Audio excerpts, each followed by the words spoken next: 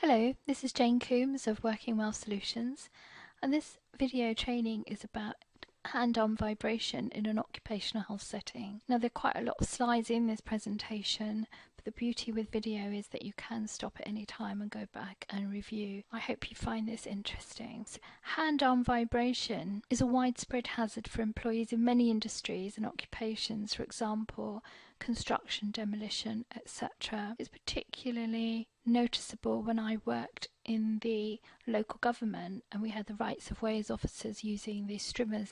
But there's a list of some tools that are notorious for causing hand-on vibration syndrome. Prolonged and regular exposure to vibration can affect operators' health. The HSE in 2005 predicted that 5 million employees were exposed to vibration and that 2 million employees had a clear risk of developing a disease associated with vibration. Vibration can be controlled and employees need to be protected. And in order to do that, employers need to comply with the vibration regulations. That is, looking at the risk of vibration, measuring it, and then if there is a high risk, then controlling that vibration, thus protecting the employees. Vibrations arise when a body oscillates due to external and internal forces. Now that sounds a bit highfalutin, but basically what it's saying is if something vibrates very hard and you're gripping onto it, then at a microscopic level there's a lot of damage that can be done to cells, and some of the cells can die off if there's prolonged exposure, especially if the handle of the machine or the surface of the workpiece vibrates rapidly. This motion is transmitted into the hand and to the arm. So what is vibration? Well, I think we all know what vibration is in terms of saws. So here we have a little picture of somebody using a saw, and you can see the mapping of the vibration measurement as the saw is pushed and pulled across the piece of wood to cut it. Vibration is defined by the magnitude and the frequency, that's the measurement, and that's meters per second squared of a root mean square. That sounds very technical, and why I've put that in there is just so that you know that it is a technical measurement that has to be taken in order to do the measurement of vibration accurately, and for this many companies bring in their own consultants to be able to do that. In fact, a whole industry has developed around measuring vibration. Vibration is measured in 3 planes, as can be seen in this diagram.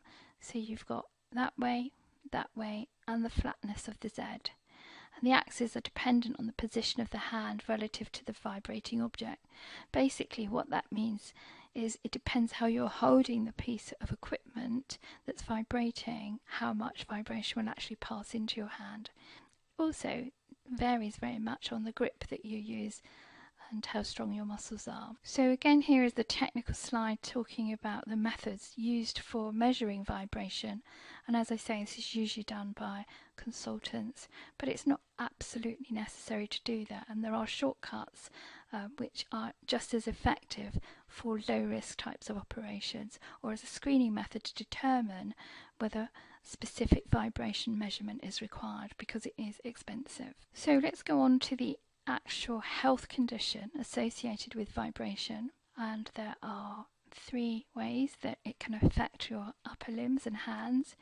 You can get nervous disorders, so it affects your nerves, vascular disorders, so that it affects your circulation, but you have to rule out other diseases as well which may be already present, and musculoskeletal disorders. You can get reduced grip strength and bone disorders, and it can make you develop carpal tunnel syndrome. The sad thing about hand-on vibration syndrome in its latter stages is that workers stop feeling and unable to do things like do buttons up or hold babies or feel the heat of a cup when they're trying to drink, so it can be quite disabling. You can have mild hand-on vibration syndrome, and you can get episodic blanching of the fingers, numbness and tingling, or you can get severe halves, and this goes on from mild halves, where you get cyanosis, that's blueness of the hands, skin necrosis, that's dying skin, and then of course you can get gangrene, where you haven't got any circulation there at all. I must say I've never ever seen that. This is a typical example of white finger, and you can see why it's called white finger. The tips of these fingers, well, the two distal parts have become very white, or the blood supply has gone out. There wouldn't be any feeling in that, and they would be frozen cold. So it's white finger, and that's quite a severe set of symptoms there, and it's really progressed quite nasty. It's very rare that you see this type of situation happening in an occupational health department. Often this happens out in the cold when someone's at work, and by the time they would get back to see a medical professional, then it would have reverted back to normal. So the regulations we're talking about is the Control of Vibration at Work Regulations 2005, which was brought about by the European Physical Agents Directive. Something that is very key to vibration is the reporting of injuries, diseases and dangerous occurrence regulations, where you have to report any hand-arm vibration syndrome or carpal tunnel associated with vibration work. Under the Control of Vibration at Work regulations, there is an exposure action level, an EAV, and this is a daily amount of vibration above which employers are required to take certain actions to control exposure. The higher the risk, the more action employers would be expected to take to reduce the risk.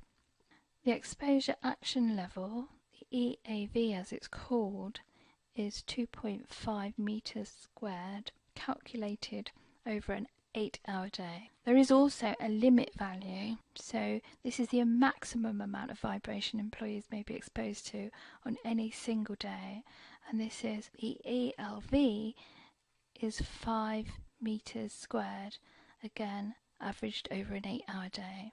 So the employer has a legal duty to assess the vibration risk to employees and then to decide if they're likely to be exposed above the EAV or above the daily ELV, and if so, then they would need to take immediate action to limit the amount of vibration, and this could be done in a number of ways, and here we have some examples of that, talking about work schedules, replacing old tools, maintenance on rackety old equipment that vibrates too much. The employer's legal duties can be summarised as well by looking at information and training on health risks for employees, keeping a record of their risk assessment and the control actions that they're taking to minimise vibration exposure, to keep health records for employees under health surveillance, to review and update risk assessments regularly, and this is particularly important if you find that a number of workers are beginning to show mild symptoms of HAVs, and to consult with the employee representatives or worker representative on proposals to control risks and to provide health surveillance. The HSE has produced some guidance, L140, which gives some practical control of vibration exposure and risks, and this is available on the HSE website, and the address will be given at the end. And here are some ways of controlling vibration exposure, and it's really interesting that this is here to say that of obtaining competent advice or a consultant, and that can be a consultant to do with health surveillance, or it may be for the actual risk assessment, especially if you're using many tools that have vibration.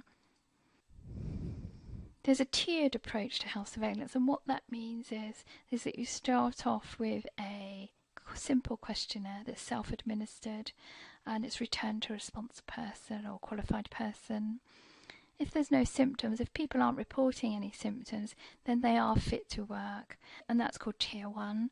Then we go to Tier 2. It's an annual screening questionnaire. So every year, workers who work with vibration are given a questionnaire and they fill it in. Every 3 years, the worker who's exposed to vibration under health surveillance must be seen by a qualified person. That's an occupational health nurse or doctor. Diagnosis can be made by either of these.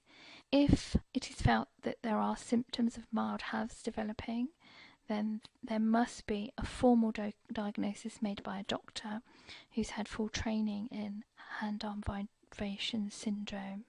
It's at this stage that it would be RIDDOR reportable, and there would be fitness to work recommendations whether to exclude somebody from work and whether they're able to carry on. There is another stage at stage 5 where individuals can go off for specialised testing, which is quite expensive, but it does give a definitive diagnosis, especially if the diagnosis is in doubt, as sometimes it can be.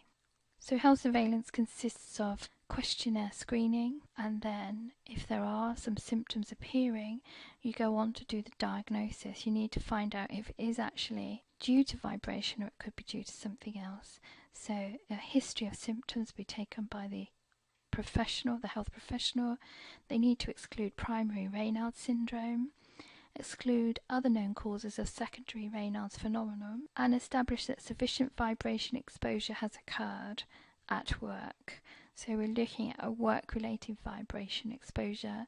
Often individuals can be working in other jobs, and you need to exclude that. The problem with diagnosis of hand-arm vibration syndrome is the episodic nature of the attacks. As I say, it's very rare for a health professional to see full-blown halves with the white finger present. The other problem is that it's very subjective for the history of symptoms. So when you're filling in a questionnaire, maybe you won't remember the symptoms quite accurately, or you may be reluctant to tell your employer that you're having problems. Also, there's problems with history of vibration exposure. Many people would be working with a tool, but it's about trigger time rather than just actually doing the job, so that has to be looked into as well.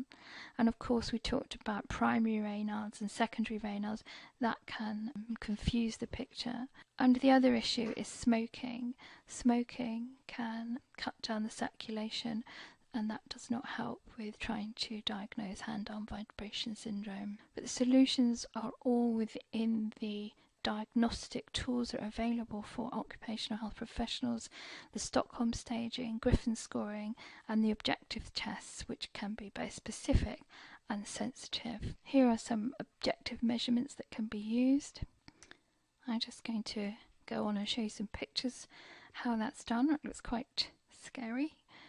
Channel temperature monitor here, it's quite interesting. You put your hand in a really cold bath of water and then see how long it takes to warm up again. Very basic. Threshold tests for vibrotactile and thermal threshold tests. Here's some further reading for you. Now, if you'd like to have the full presentation with notes, do drop me a line at jane.coombs@workingwellsolutions, that's -com, or go to my website at www.workingwellsolutions-com. Thank you.